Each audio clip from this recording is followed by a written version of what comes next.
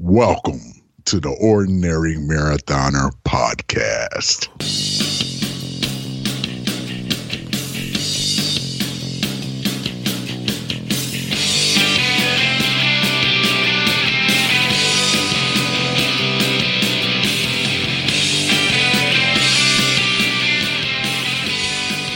Hello and welcome to the Ordinary Marathoner podcast. My name is Scott. I'll be your host today. Got a solo podcast coming at you today. As always, you can find this and the back episodes of our podcast at our website, ordinarymarathoner.com. Got a few things going on over there. We're doing a Garmin giveaway. We're giving away a Garmin Forerunner 920 XT. Yes, I've memorized that. Not reading it, I swear. It's the same watch I wear. I've worn in 2 Ironman triathlons, and I love it. Love the thing to death. I'll never get a different one.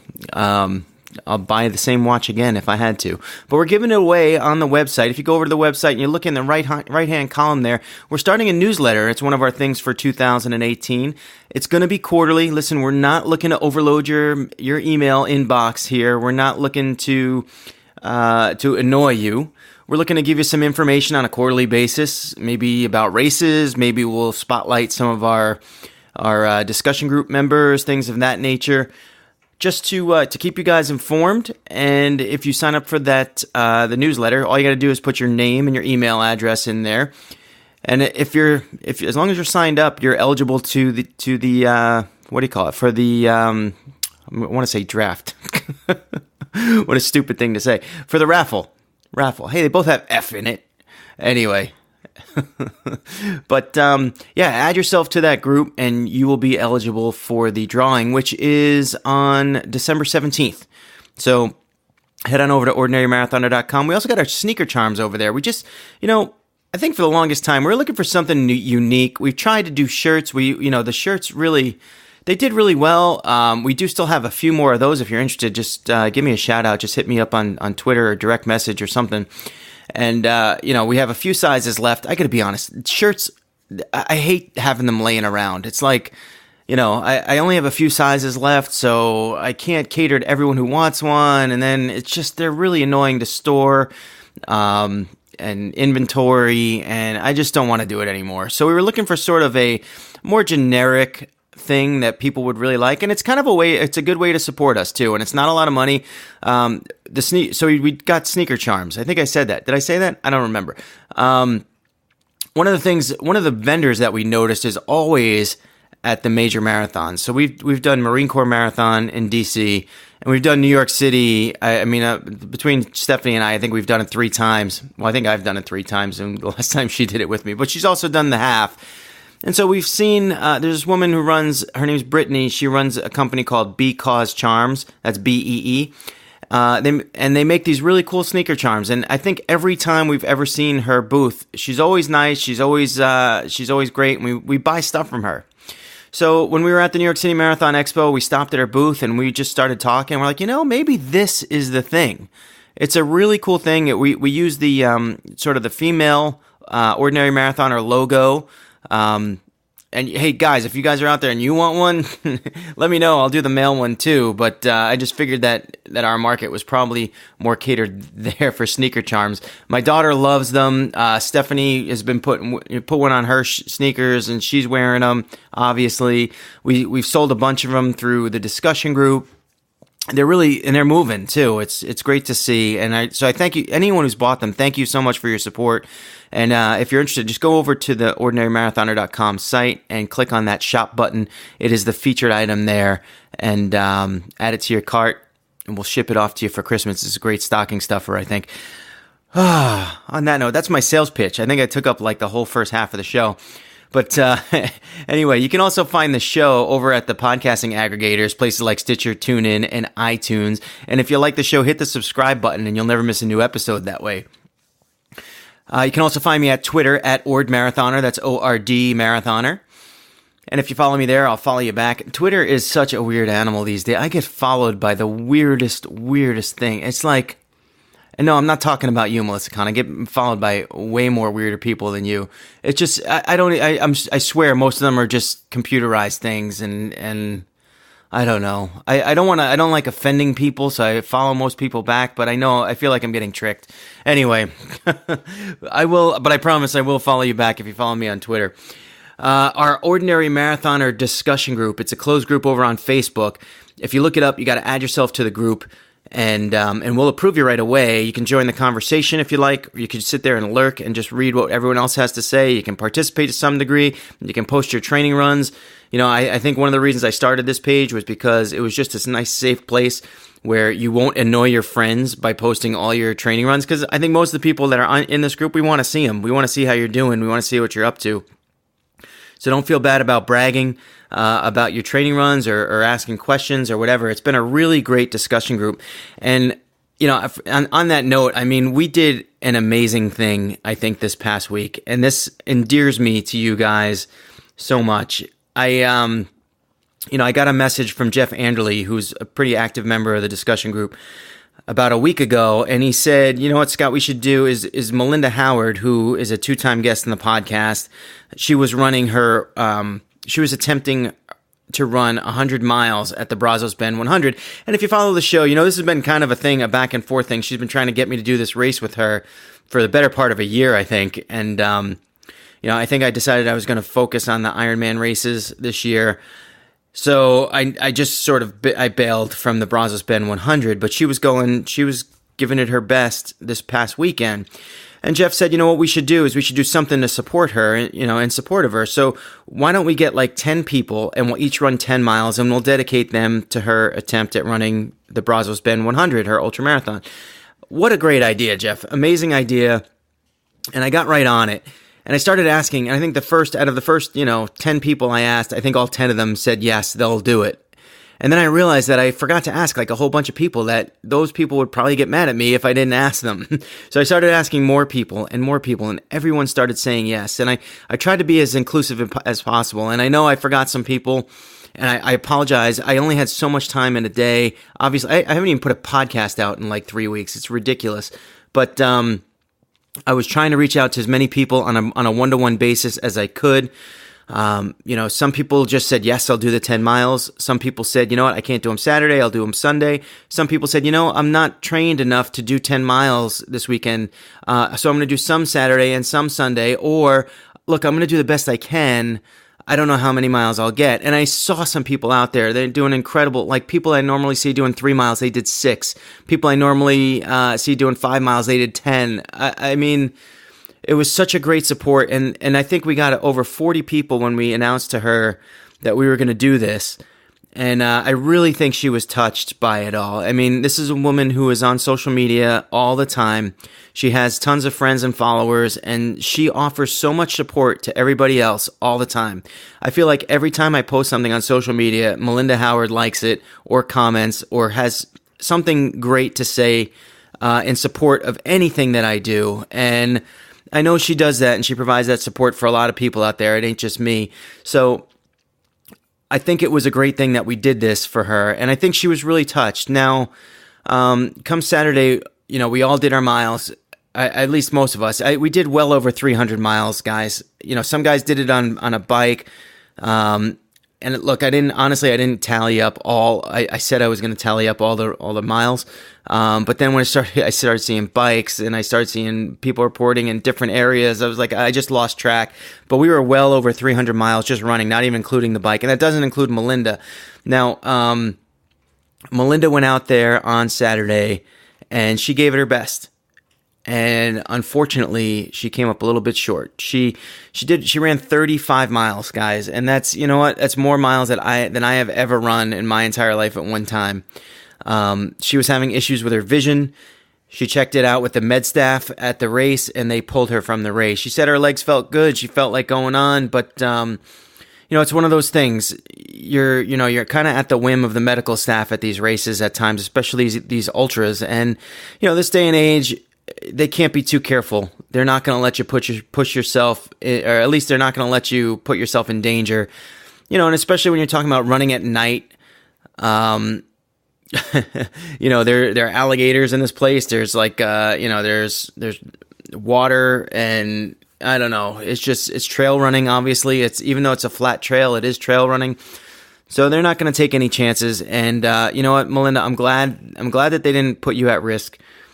What they did do, everyone who knows Melinda knows that she runs for a kid named Aiden, who's to be honest, I'm not sure exactly what he has, but he's he's obviously challenged in certain ways, and she focuses a lot of energy and really, she runs for this kid named Aiden, and we all know this. If you know Melinda, you know that she runs for Aiden, and the race directors, and really she wanted to win this buckle, because when you do a 100-mile race, that's what, they don't give you a medal, they usually give you a buckle, and she really wanted to give this buckle to Aiden, and she worked so hard to get to this point, and for her to not be able to finish this way, and to feel like she still had more in the tank to give, and not be able to push on,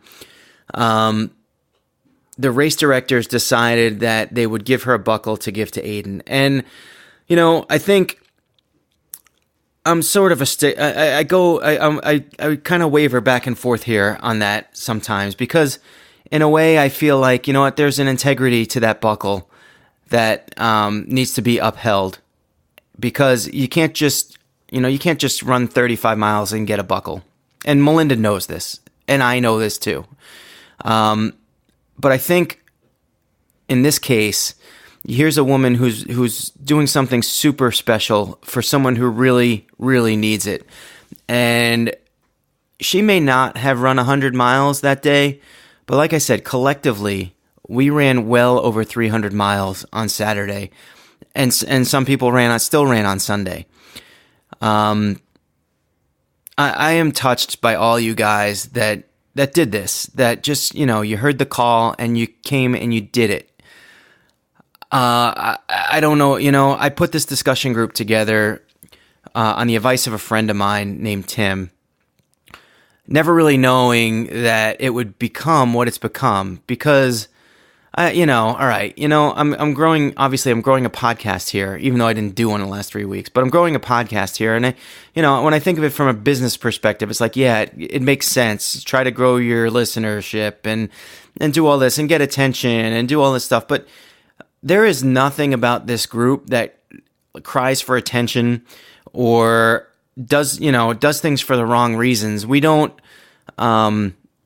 there's I don't have to moderate this group. This group is like, it's the most supportive place. And I think that this weekend it was sort of the epitome of that for me. And I look at other groups and how they grow, 2,000, 20,000 members, 40,000 members. And then I go in their discussion groups and I read some of their posts, and some of them, like, people can be nasty. They can be, it just, these silly arguments they have back and forth about, what was the last one I saw? Whether or not you can really call yourself an Ironman because if you walked part of the marathon. Like, that's their art. Like, that's an argument on some pages. It's like, it's so stupid. It's so petty and stupid. And none of this stuff ever happens on our page. And I think part of it is because we grew this thing organically. Zuckerberg asks me like every week if I will give him some cash so that he can plug my page on Facebook to other users, and then hopefully grow the group. And I look at it, and I'm tempted every once in a while. I'll just say, maybe I'll throw $20. I don't know, $50. What can I do? Let's grow the group. Let's get it bigger. It's a number, right? But it's not a number. It's not a number at all. And you guys make it that way. And I love it. And I love what we did this weekend. I thought it was great. It was spontaneous. Jeff, thank you so much for your idea. Melinda, I think in a way she feels like she disappointed everybody. And I think that's natural for a competitor. I think that's a natural feeling. I'm not going to apologize for her having that feeling, because I know if I was her, that I would feel that way too, to a certain degree. But I know that if she was in my place, she would say exactly what I'm going to say, which is, Melinda, you didn't let us down. You did your best out there. You trained really hard, and we've been watching you for the better part of a year or two here. And you did what you could. And, look at the support you got. And you know what? If you don't think that you earned that buckle for Aiden, just look around at the people that you've inspired and know that collectively we did well more to earn that buckle for you and for him. So that's the way I feel. And I'll tell you another part of that story on the other end, which was I had a busy Saturday this past week, and Melinda started running early in the morning. I followed her as best as I could online. My daughter had a busy day. She had a basketball game at 3:30. She had a concert at like 5 o'clock, 6 o'clock. And really my plan was to go through that and then get my 10 miles that I pledged to get them done at like 8 o'clock. And I thought that was a pretty cool idea because I figured most people would get their runs done in the morning. And I felt like if I was Melinda and I was out there at night, because by 8 o'clock it's going to be dark, it would be cool to know that someone somewhere in the world is running for me at the same time that, it's starting to get dark, and maybe you're starting to have trouble and wondering if you're going to quit. And having that someone run with you is, even though they're not there, could help you, push through. So I had no problems, figuring that I would do my run at 8 o'clock at night. So, things happen here. It snowed in the Northeast. Her basketball game got canceled. I had to get her to her mom's house. The concert got canceled later that night. It just was a mess. And so at 7:30, I looked down and I knew that she hadn't finished, or that she DNF'd. And for a briefest second, I thought to myself, you know what? I don't need to do these miles. I dedicated them to her, and she's not finishing, so I don't need to do them. And really, look, I'm being honest with you guys. That's what I thought. I grabbed a beer out of the fridge. I was watching, I don't even remember. I know I watched some Army Navy that day, but that was earlier in the afternoon. I watched, I don't know, some other sports stuff. I just was wasting the entire day, which was really miserable of me. But at a certain point, I just, I kind of looked myself in the mirror and I just was like, you promised this woman that you would run her 10 miles. And yeah, she may not have finished, but you still owe those miles. And I was kind of in a bad frame of mind all day. Just one of those, I don't know. It's like a depressing, snowy Saturday in the Northeast. It's just miserable. And even it starts to get dark at like 4:30, 4 o'clock these days. It's miserable up here. I don't know why we live here, but we do. And at a certain point, I said enough's enough. And normally if I have a beer during the day, that kills me for the rest of the day. I am done. I'm cooked. I'm not working out. I'm not running. I'm not biking. I'm not doing anything. I'm just done. I've had a beer, and it usually leads to another one and another. But I decided that I was not going to let this destroy my run. And I got ready for it, and I figured it was going to be tough because I had the beer. It's got to be tough, right? I wasn't hydrated. I wasn't ready. So I got my stuff on. I went down there and I started the treadmill and I just started running and I just started pushing the pace every mile. I'd push the pace a little bit more, push it a little bit more. Before I knew it, I was done with 10. The last few miles I ran at a really quick pace, like sub 9 minutes. I think my average pace was a 9:05 or 9:06, which ties for I think a 9:06 or 9:07 was my best time ever in a half marathon. So it was my fastest run of 10 miles or more. And man, it felt really good. And it felt really good because, you know what? It was more, I was doing it for more than just myself, which I think helped. I think it helped push me towards the end. And it was a great feeling. And even though she didn't finish, I felt like, you know what? As a team, we kind of picked her up, right? It's kind of like when the relief pitcher comes in and finishes the game, and the relief pitcher comes in with the bases loaded and no outs and doesn't give up a run. Like that's what we did for Melinda this weekend. All right. On that note, I think I've had enough. I've heard enough talking to myself. We'll be right back. I often get asked questions about how I started my journey into running. Well, very simply, it started with that first step, which is often the most difficult one to take. Recently, I enlisted the help of Coach Nick Cumbo from Ascension Multisport, and together we developed the Ordinary Marathoner Couch to 5K. As an experienced coach, Nick offers guidance to runners and triathletes of any level, with any goal, whether it be that first 5K, an Ironman triathlon, or an ultramarathon. I even hired him myself to help me train for Ironman Maryland. So check out the Couch to 5K program at our website, ordinarymarathoner.com, or enlist Coach Nick's help directly at ascensionmultisport.com. Mention the podcast for a discount on your personal training package, and take that first step today. All right, we are back here from break. I don't really have this second segment planned. I'm just going to kind of go off the top of my head here. Hopefully I won't keep you too long. But I do, I got the New Year's resolution special coming up in 2 weeks, and I've been thinking a lot about it. And I'm not going to talk too much about 2017 as a whole. As a whole, I think it's been really successful. It's been a great year. It's been a great year for me personally. It's been a great year for the group here, for the podcast, for the website. It's been amazing. We're going to wrap that up in about 2 weeks. We're going to talk all about that stuff, and we're going to talk about our plans for next year.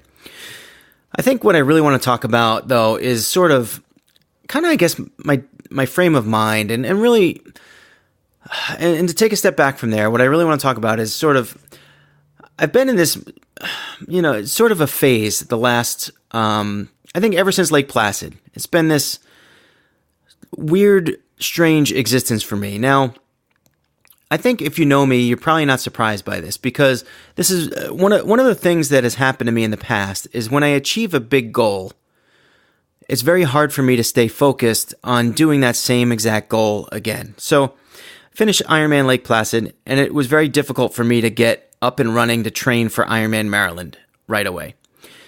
And I did better that race, but I did gain weight between those two races. In 2 months, I gained 10 pounds. Now, since Ironman Maryland, I've continued training, but I've also gained another 10 pounds. I'm up 20 pounds in the last 4 or 5 months, which is, it's really not acceptable. And when I say I'm working out hard, I have a coach and he's giving me workouts, and 90% of them I get done. Sometimes I do more than he asks for. Sometimes I do a little less. I think on average, I'm burning between 1,000 and 1,500 calories a day. I'm burning more on weekends than I am on weekdays.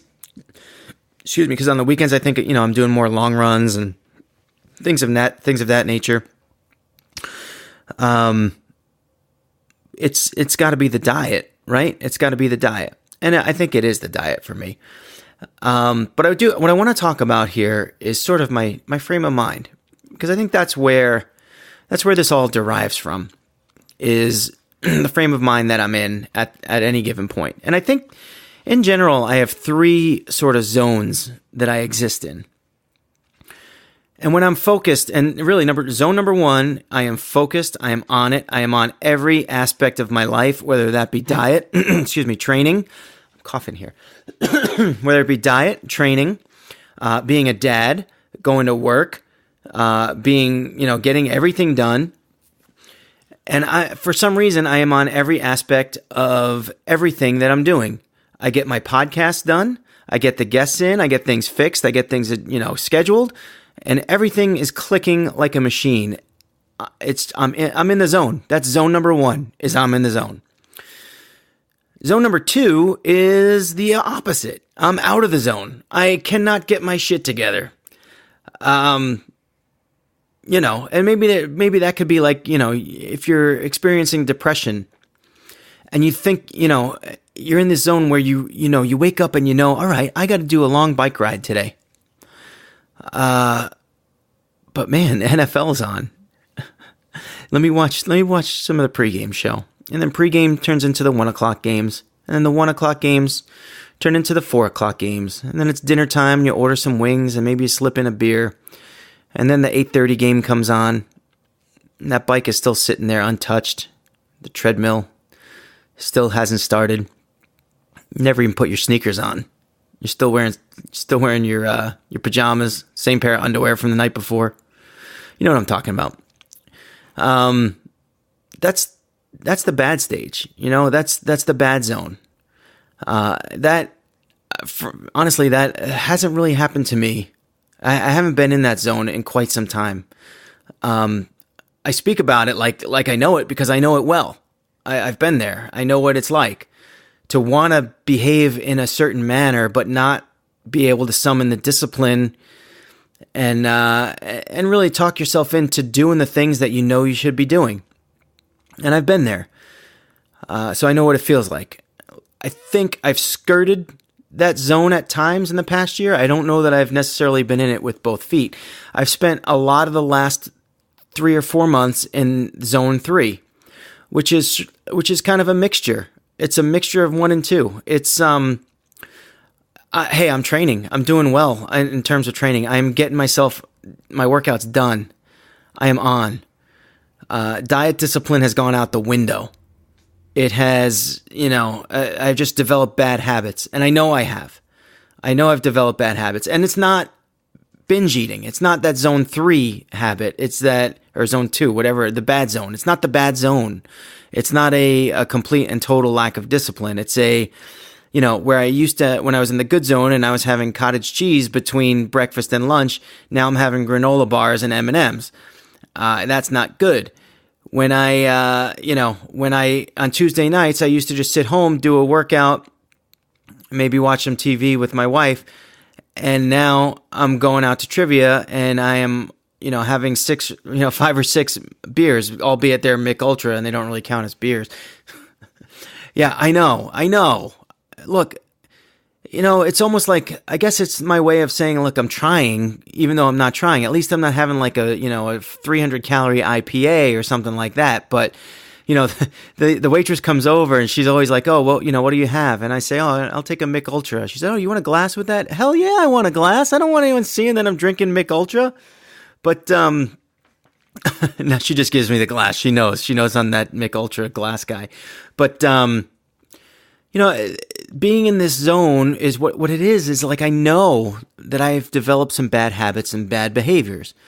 And so what happens is every so often I summon up the courage to say, all right, I'm drawing a line here. I know what it's like to be disciplined and be in that zone 1, be in that focused mode where I know what I need to do to reach my goals. And I want to get there so badly.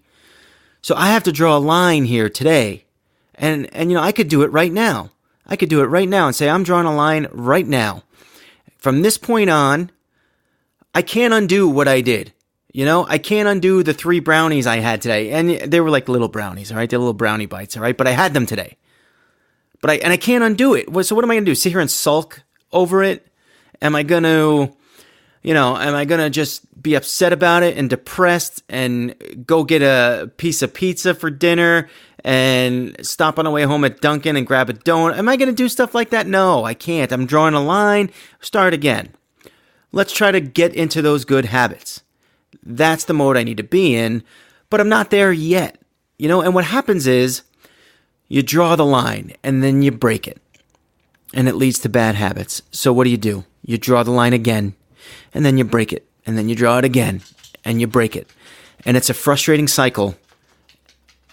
And you're going to break out one way or the other, right? You're either going to succumb to the frustration of it and throw your arms up in the air and give up, or you're going to fight for yourself and just continue to draw that line until it sticks. And I think, that's kind of where I am right now. It's a weird time of year up here. All right? It is I hate this time of year. I have no idea. I do not think I was meant to live in the Northeast. The snow, it snowed this weekend. It was frustrating and annoying. I hate shoveling. I hate it with a passion, but I do it because whatever. I hate the snow. I hate the darkness. I leave work at 4:30 and it's dark. I get to work at 7 a.m. It's dark. I'm never home in the light. It drives me nuts. It's so depressing. Right now, it's probably, I'll look at my watch. It's 6:04. It feels like it's about 9 o'clock to me. That's where my natural clock is right now. And I still got workouts to do. I still got to post this podcast. I still got some things I want to accomplish for the rest of the night. I'm going to get there. I'm going to do them. It's just, right now, my body feels like it's 9 o'clock and it's really 6 o'clock.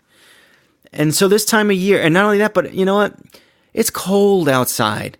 So when you talk about working out and you talk about getting your training done, your options are very limited. I'm probably not going outside on the bike for another 4 months. And that's just the reality of it. So if I want to get my work done, it's going to be inside on the trainer. And that's just the way it is. That's the option that I have. I either do it or I don't do it. But that's not really my weakness. My weakness, like I said, is the diet. And I think that all of those things, when it comes to this time of year, especially when you're coming off sort of a really good season, and doing a lot of work outside, a lot of training rides outside. I mean, I never rode a bike before until this year. I never did open water swimming until this year.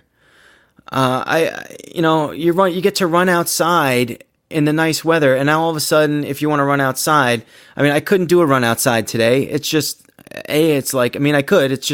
It's pitch black. It's freezing cold, and I don't do that. I know some of you guys do. You guys are tougher than me, I'll tell you that. So it's treadmill or bust if I'm going to run today, right? And it's just depressing. So maybe all of that kind of ties into, and I think also getting through this year and accomplishing my goals. For a little while, it's time to celebrate. I had a good year. I got to forgive myself, right? I mean, I'm not sitting here like super depressed over it. I feel good about my year. I feel like I had a great year. So I'm just hovering in this middle zone here where I'm not focused. I'm not super focused like I was last year. Yet I'm not in like a state of depression or in a zone where I feel like I'm headed downhill.